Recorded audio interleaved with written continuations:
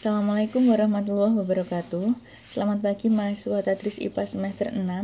Kali ini kita sudah mulai masuk ke pertemuan yang ketiga, di mana kita akan membahas materi pembelahan sel atau biasa disebut dengan reproduksi sel. Langsung saja kita masuk ke slide yang pertama. Oke, di slide ini ada pendahuluan ya. Ini dengan contoh dari manusia.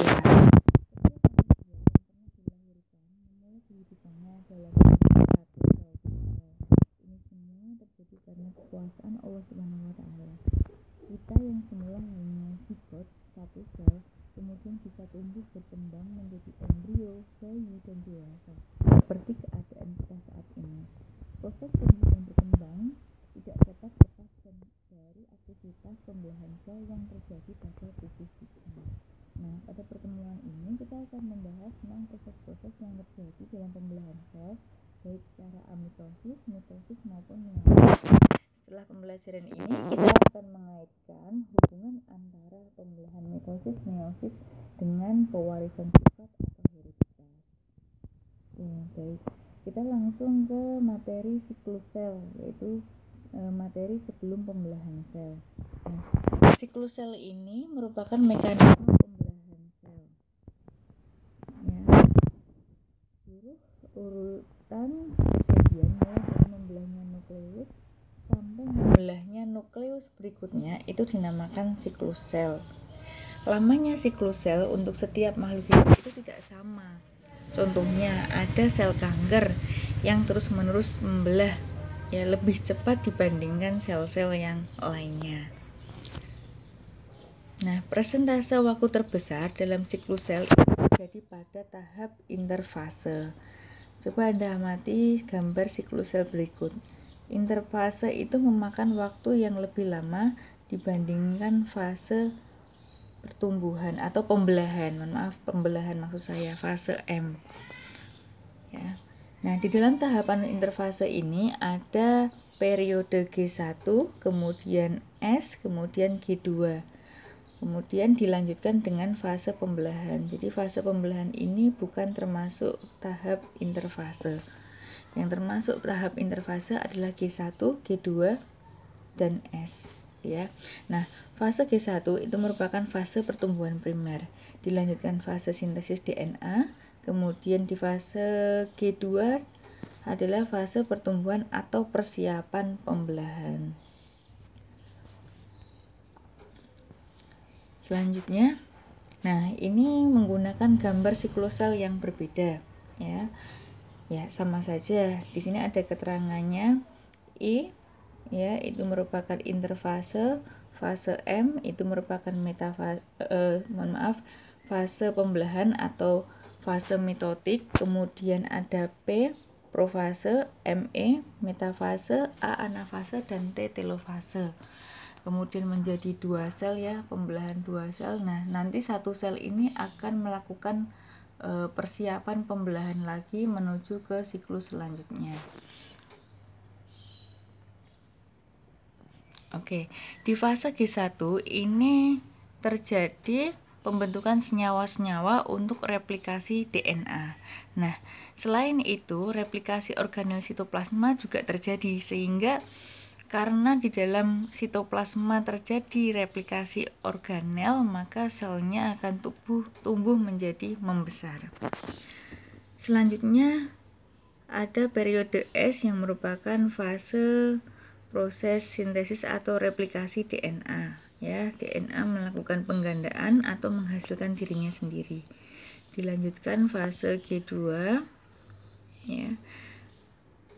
Di sini melakukan persiapan segala keperluan untuk pemisahan kromosom.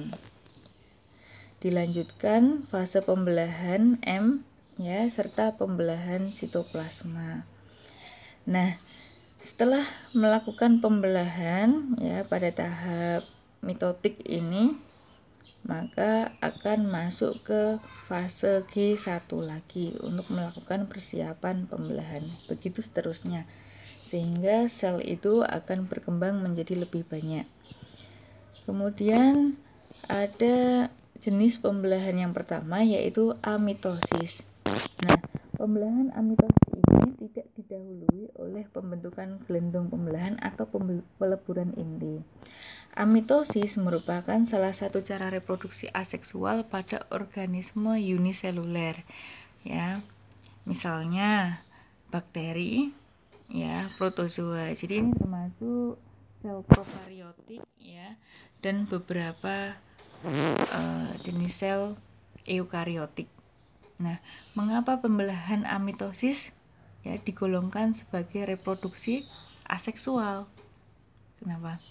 Karena hanya dilakukan pada sel itu sendiri, tidak membutuhkan sel yang lain untuk melakukan proses reproduksi sel. Ya, pada pembelahan ini setiap sel membelah menjadi dua sehingga juga disebut dengan pembelahan biner. Pembelahan inti diikuti dengan pembagian sitoplasma. Sel-sel anakan akan mempunyai ukuran dan struktur genetik yang serupa dengan induknya, gitu ya. Nah, pembelahan ini diawali dengan penggandaan DNA yang diikuti dengan pembelahan kromosom sehingga terbentuk dua benang kromosom yang sama atau identik.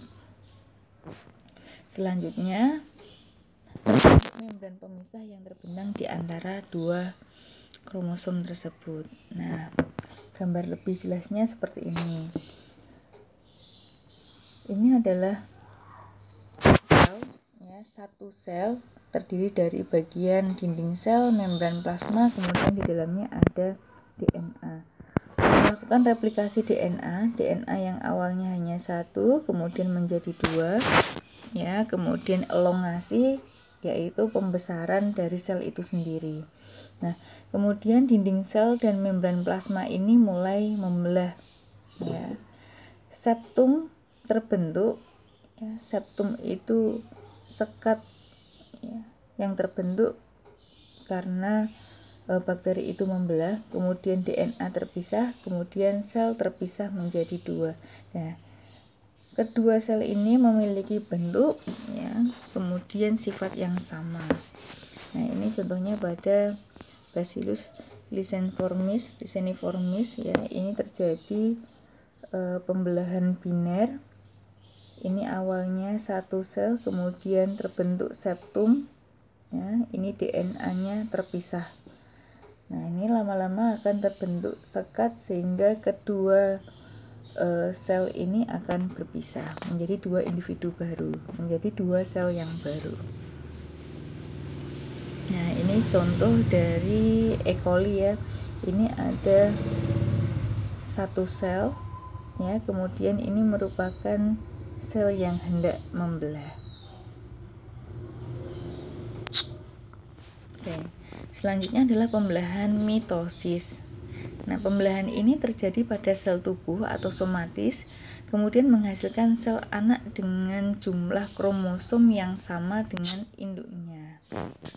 Kromosom hasil pembelahan mitosis berpasangan sehingga disebut diploid, ya, 2N. Ada 4 fase pada pembelahan mitosis, yaitu profase, metafase, anafase, dan telofase. Bisa disingkat dengan PROMAT, ya. Profase, metafase, anafase, dan telofase. Kemudian hasil akhir pembelahan ini adalah dua sel anak yang masing-masing memiliki sifat dan jumlah kromosom yang sama dengan induknya. Nah, ini di bawah ada gambarnya fase interfase, bukan termasuk fase pembelahan, tetapi ini merupakan fase persiapan pembelahan. Kemudian ada fase mitosis yang pertama, yaitu profase, ya. Kemudian ini peralihan dari profase ke metafase dinamakan prometafase. Kemudian ada metafase itu sendiri, kemudian ada anafase, dan selanjutnya ada telofase. Nah, telofase dibagi menjadi dua, ada telofase awal dan telofase akhir. Tetapi dianggap cukup satu tahap aja juga tidak masalah, ya. Profase, metafase, anafase, telofase. Kemudian dilanjutkan ke pembahasan yang pertama, fase interfase atau persiapan pembelahan, ya. Pada tahap replikasi. Pada saat pembelahan sel, kromatin dikemas sangat padat, kompak sehingga tampak sebagai kromosom. Nah, pada interfase ini kromatin tidak terlalu terkondensasi, belum terlalu padat, belum membentuk kromosom yang sesungguhnya. Ya, masih dalam bentuk kromatin yang belum padat sehingga belum bisa memunculkan atau memperlihatkan secara jelas ekspresi informasi genetik. Nah, ini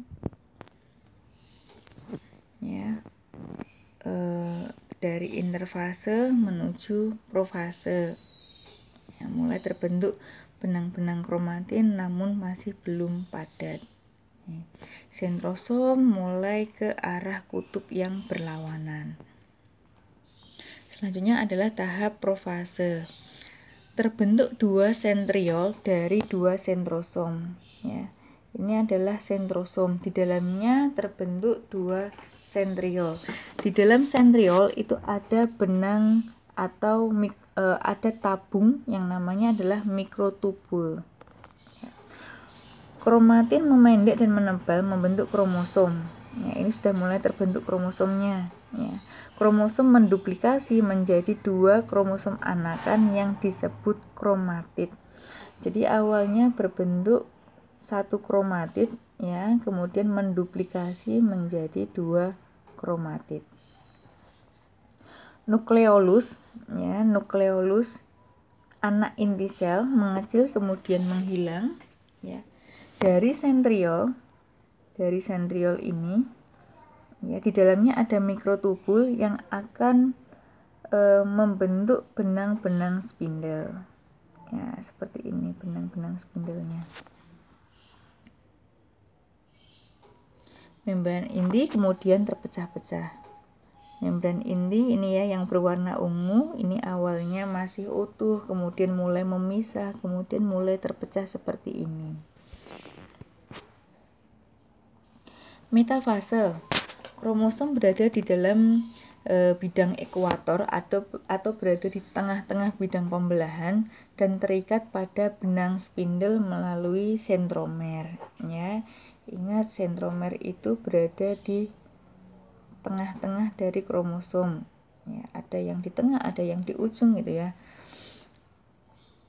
Nah, jadi terikat pada sentromer karena terikat pada benang spindel karena ada sentromernya. Pada pengamatan di bawah mikroskop, ya, di sini kromosom akan tampak paling jelas ya pada tahap metafase. Selanjutnya anafase.